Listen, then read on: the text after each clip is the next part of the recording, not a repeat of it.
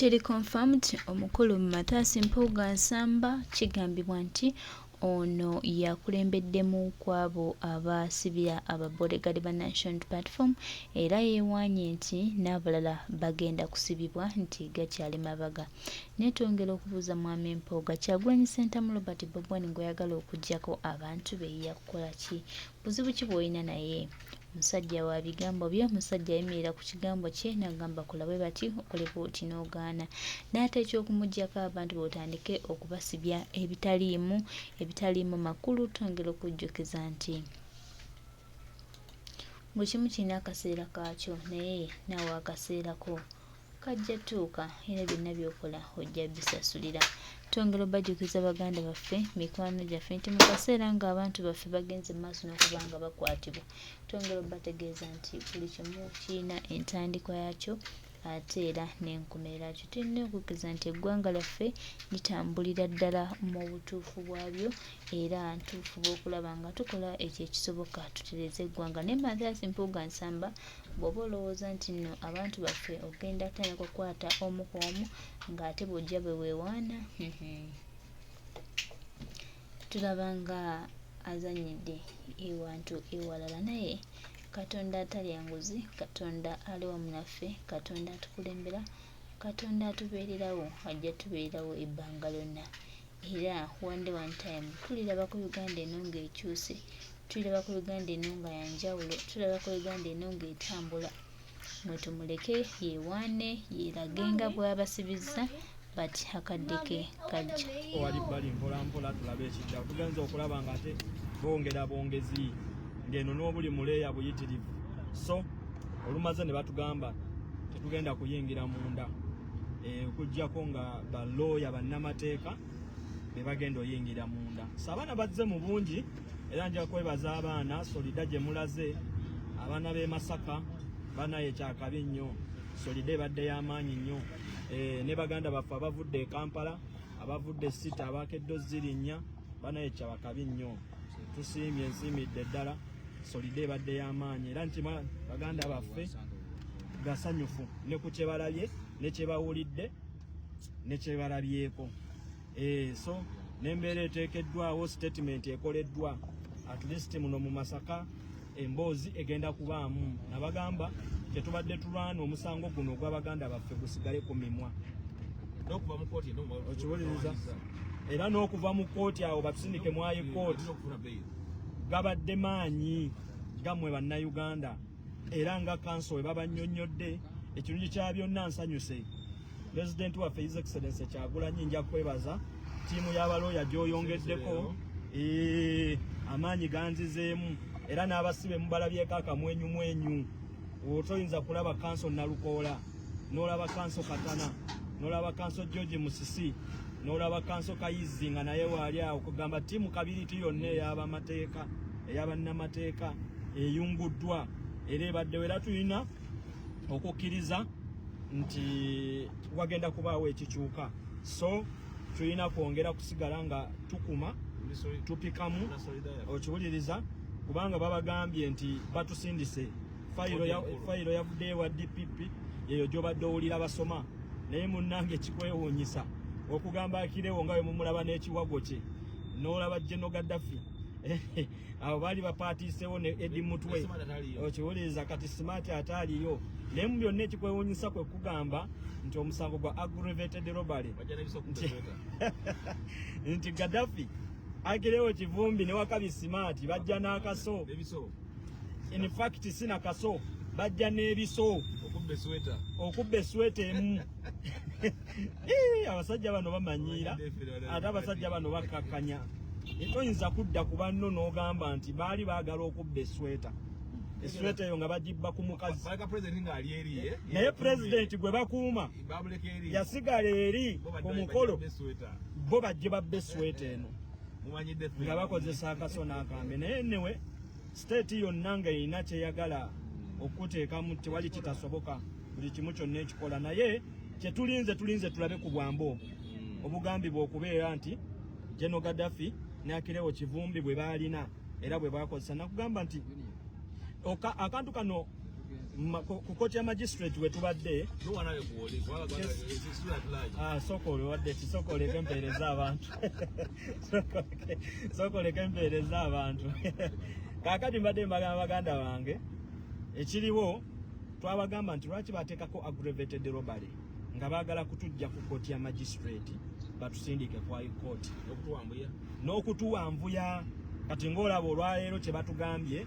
nti leero fayireze era ne bagisoma ne bagamba nti magistrate kwe tubadde yeehandolinga simple robbery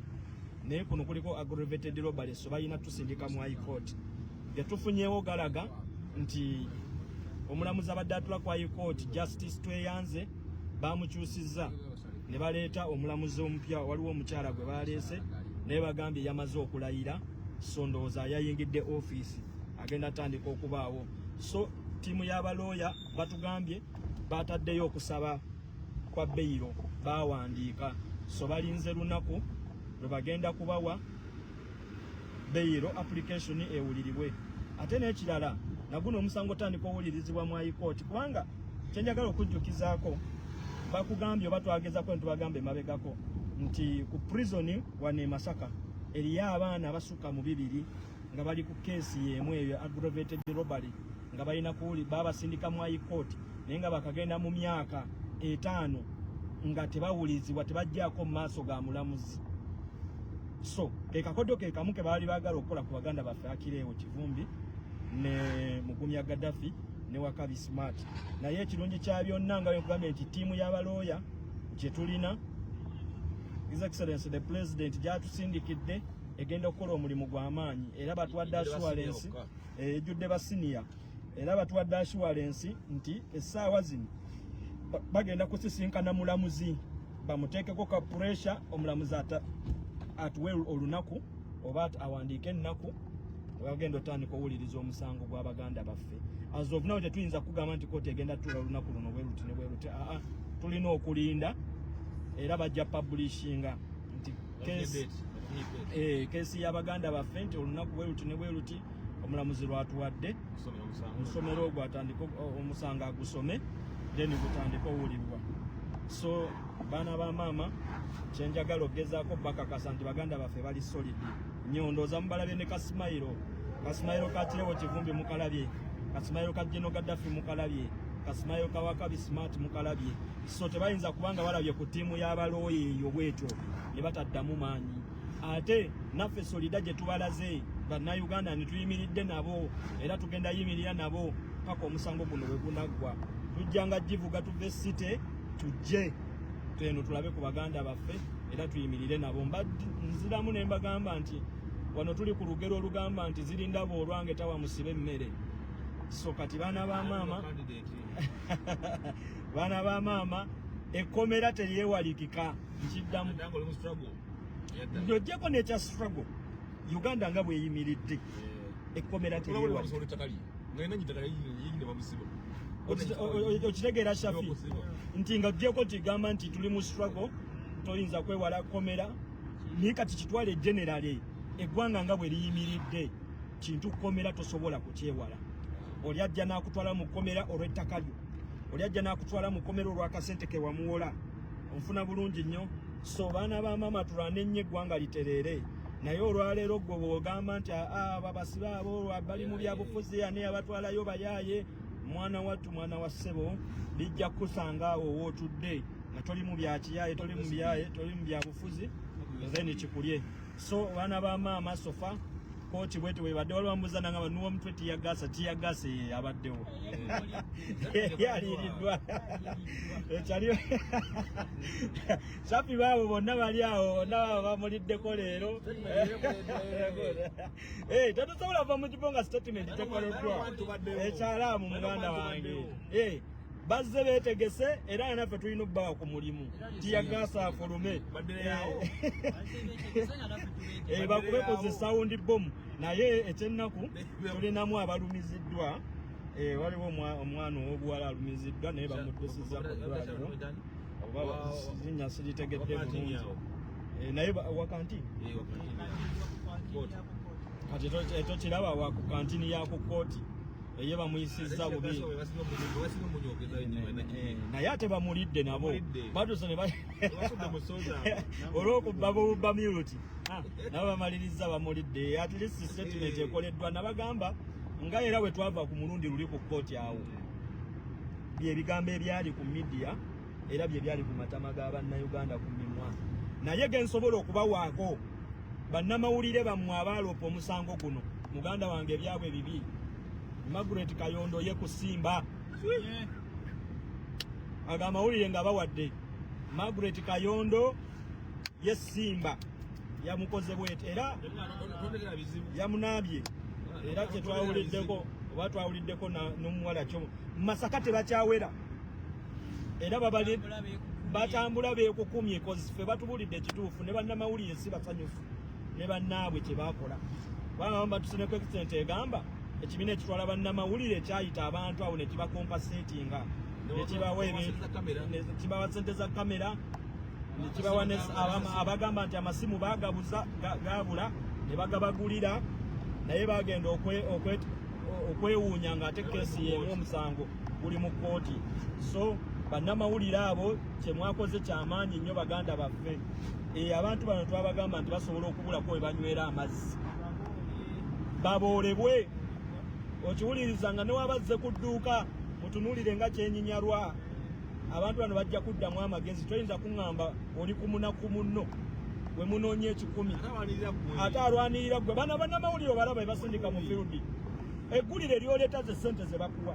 omanyi waliwo atakimanyi atakitegeera bano baba baavu obalaba oluusi ajja ne ku kitebe awo ng'azze okusaka amawulire naye nga talinaamu ng'oluusi kansu yajja okwatayo amubeeremu amwokyemu tuwangala n'abaana abaniga abaana basaka amawulire kuba ku baana abatula mu zi studio abo abagasoma simanyi bano Samsoni Kasumba bakanale mukume naye bano abaana bajja eno mu fieldi bano abo abaana banaku bannaffe beeyiya nga naffe bwe tweyiya naye kati gwe okeera ku makya Margaret Kayondo n'ogamba musebo mubakuggyeko $5,000,000 ozijjawa nga zifubutukawa ng'ogenda zikozesa ki Abedi Bwanika yezikuwadde nti munyago gw'omukwatireko nti Abedi Bwanika nawe tekisoboka tekisoboka naawe mbuzi ng'otugamba nti Abedi Bwanika yali alina waakutte wali wabbye ku ssente y'omuwi w'omusolo n'amuteresaako niye kati gwe ng'ogenda mu fieldi buli ggulire eryoleeta bakusasula $1.5 $1,500,000 wazijjawa naawe nga zivaawa wazikola ddi ozikola wa okiwuliriza so kino ate kyaffe manyi kwe kyava munaye abaana baggulawo embeera infact twaggulawo embeera ku media kuno eya profiling ate abaana ku TikTok balina enkuba gye bakikubamu ujjayo famire eyo yonna baganda bo bikoze bitya yonna ne babateekawo newammwe mukyala abaana batuukayo newajjajjawo ewakojjawo ewasengaawo omanyi mulimu kyaffe okola ekintu n'ogamba nti kino ekintu nkikoze yaba banaŋŋamba ki ani anaŋŋambako bikoze bitya kumbe okiwuliriza lwaki okolagana n'abanyigiriza banno okiwuliriza n'okumala tebugenda kumala tebugenda kumala muganda wange bakwata $5,000,000 ne bazikuwa n'osaasanyako bwoti ng'onolowooza nti ofunye ate Ashibaga yafuna bamuwa laptop yeewo ate okumanya baba balabewo bazikukwasa ne bakugoba ne wooli era oddalira ote mu banno anti emirembe gikuggwako bakuwa anti wuliriza bakuwa na bano banaadde bakuwayo akatono abakubeerako ng'oli free ne bakwejjako ne babakukyaya okiwuliriza ate nabo tebagenda kubeera naawe lubeerera kubanga bakimanyi gwe bakozesezza akako kawedde tokyalina kyobagamba okiwuliriza masikazezi kyogenda olaba abantu nti kakati gwe bakututte nga weefuulidde banno baliddemu olukwe baganda bo abakutadde awo abakutuusizzawo bali ne bakulaba kino kyeŋŋamba abantu nti gwe mwali luddawa nga tennakoleera okiwuliriza kyemugamba nti mwali temutulaba lwaki mutulabye essaawa zino lwaki mutulabye nti waliwo abatukutteko abatuyimusizza abatutadde we mutulabira we tuli kakati mulaba lwe tuli n'omugaso kati ekyo njagala nnyo kigende mu mutwe gw'abakomulekisi ne baganda baffe bwe tuli mu struggle muno omuntu ng'akutuukirira okuwa ssente okugula soka weebuuze onsanzeewa kyogamba obadde tomumanyi nga nti gyendi lwaki essaawa zino ontwala ojo kiwuliriza ekisooka okyeteekeko muli ogambe nti kakati onandabye wano essaawa zino nga ndi waggulu kati ate we naabanzise anaasobola okusigala nange n'ayimirira nange bakola ekyokola gwe nyini njogera okukola webuze batuuse wali batya okitegera mwanamabweziti ali luddawa nze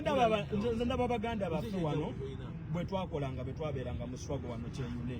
baganda baffe mubalaba eyo nagenda bamuwayo pinati bamwokyayo abamutwala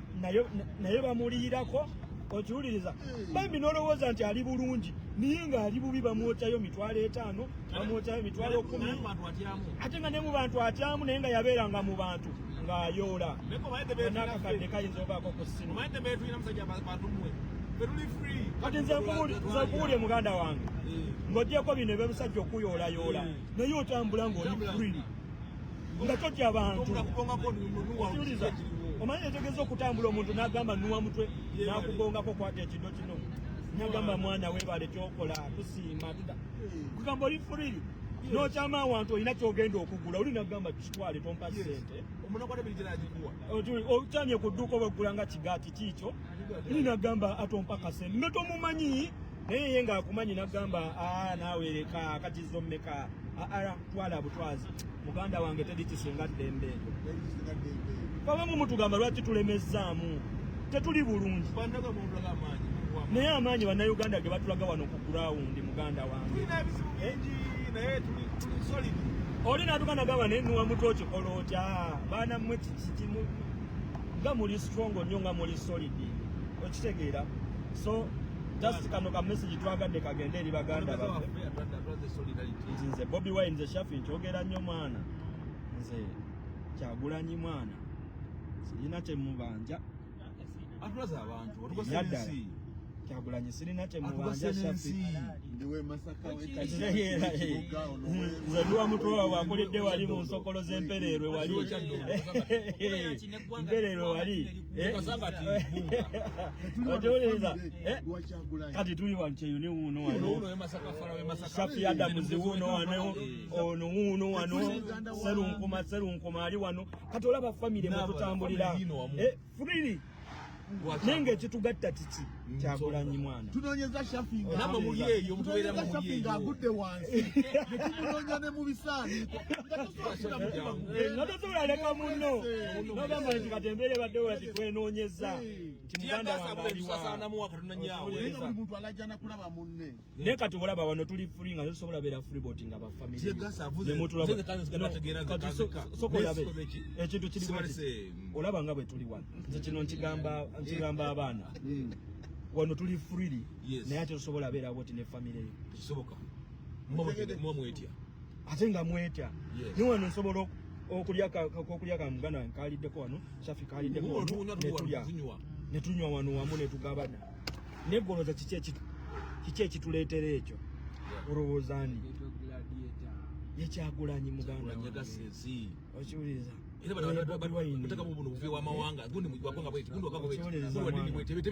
tetubeera wano n'obeera n'omusoga nga muli kimu naye nga tulina ekitugatta kimu mumuwalane muganda wange momokomyawo sente z'amasabo yangu ya sente z'omwana momo 19 yangu ya sente z'omwana naye omwana atatya kubba mugisu abaana abobuwala muyina lowanaye gwe omugisu bamubba omuntu ayimirira ne bamusala embalu nga tebamusanyalaza bakuba ffe bino bye batutayirira muganda wange ne basooka ne batusanyalazaamu nga batutayiridde naye omugizi ssebo tebakusala ng'oli muntu balina emyaka ng'oli kwalaali ate nga balina emyaka kwe basalira tolina kaaba gobba omugisi gwe